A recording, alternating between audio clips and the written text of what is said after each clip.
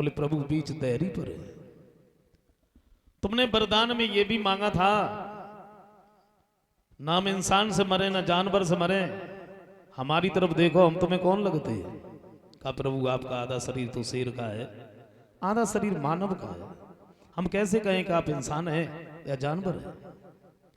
तुमने वरदान में यह भी मांगा था, ना हम दिन में मरे ना रात में मरे, बोलो ये दिन है या रात है। कहा प्रभु सूर्य अस्त होने के तुरंत बाद ना दिन होता है ना रात होती है, वो संध्या का समय है।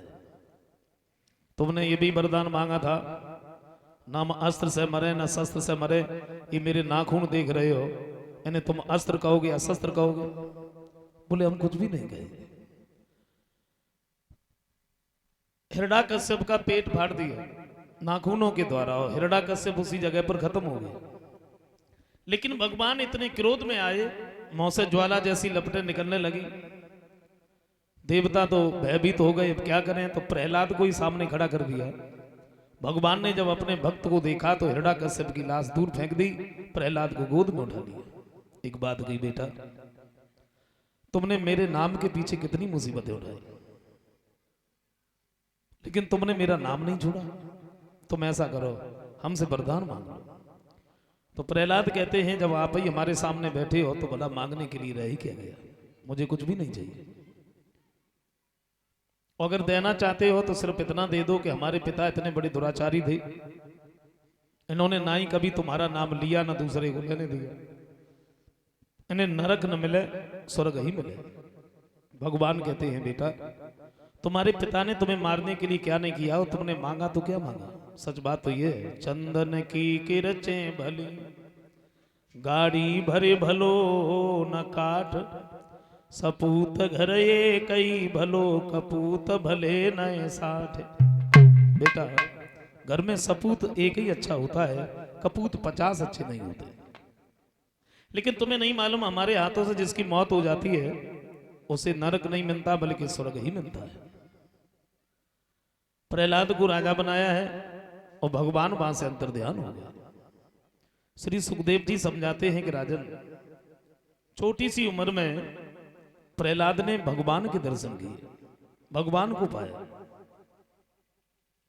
अच्छा एक कवि ये कहते हैं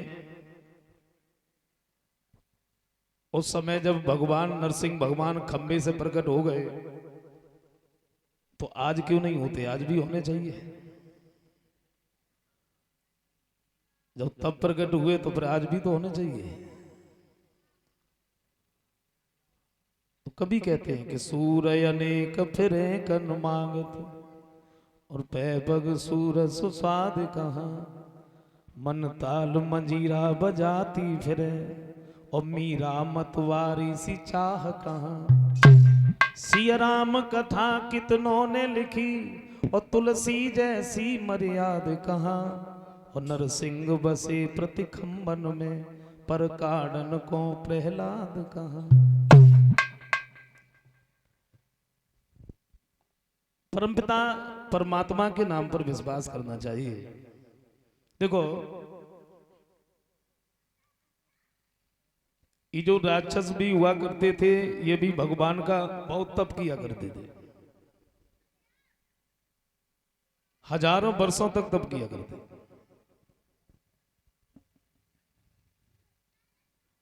और तप करने के बाद ही तो हिरण्यकश्यप ने वरदान मांगे।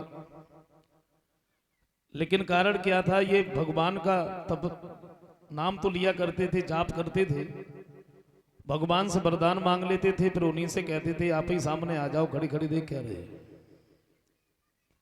वैसे ही राक्षस और देवता कोई गैर नहीं थे, एक ही पिता की संतान थे, लेकिन मां अलग अलग थी।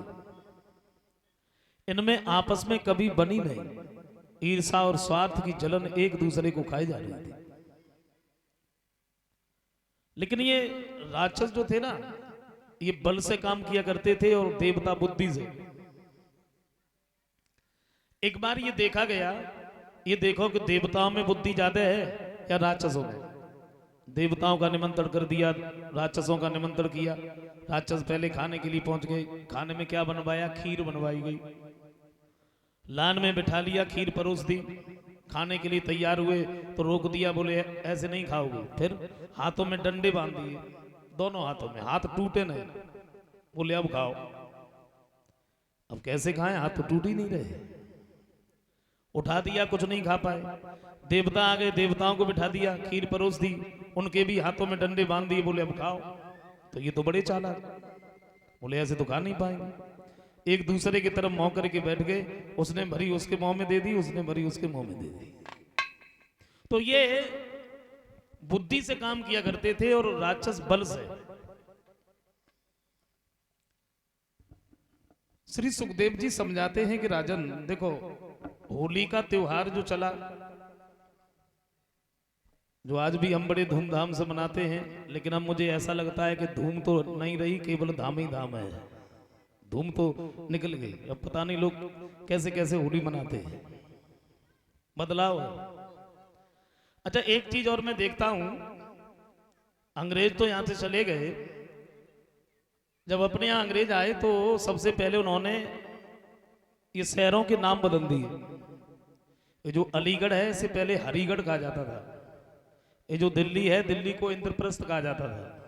और कितना अच्छा नाम था अपने देश का, भारत, क्या रख दिया, इंडिया।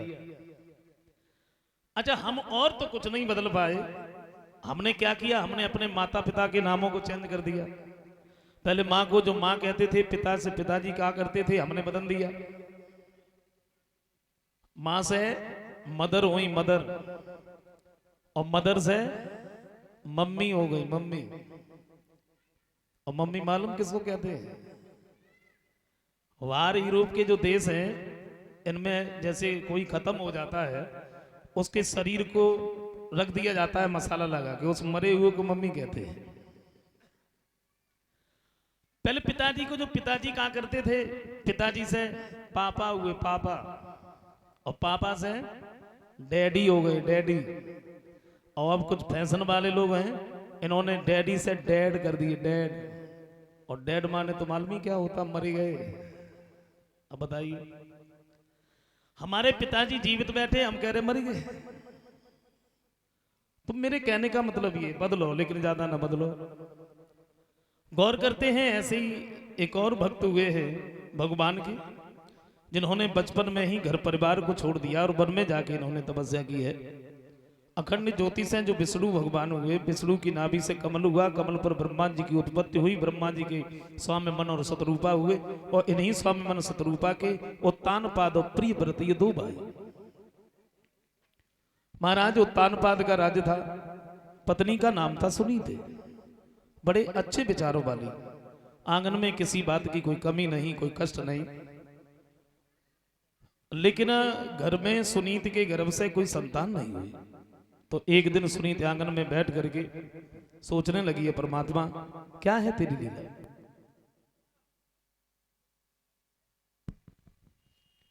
तेरी लीला का हम कैसे